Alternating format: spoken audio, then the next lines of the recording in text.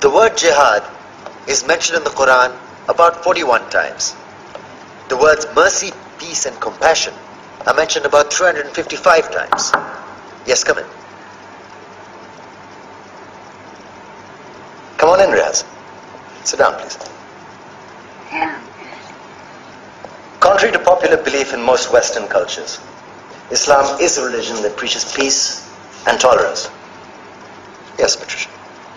If Islam truly is a religion that preaches peace, then how come the world's most troubled spots, the West Bank, Afghanistan, Pakistan, Iraq, they're all plagued with Islamic terrorism? Well, that depends on your definition of terrorism. Some might argue that the US invasions of countries like Iraq and Afghanistan are also acts of terrorism. No, those were acts of war to get rid of despotic regimes. Or a means of getting at a country's oil.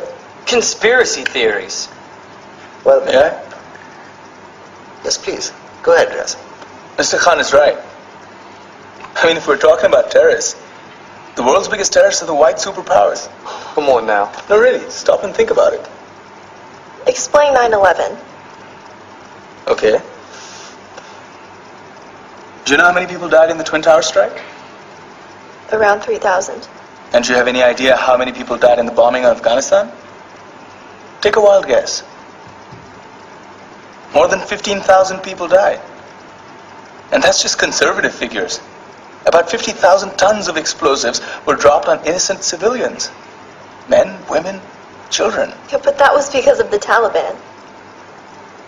Now that you brought it up, did you know that the Taliban was a creation of the CIA to fight the Russians? Whatever. They were still harboring terrorists.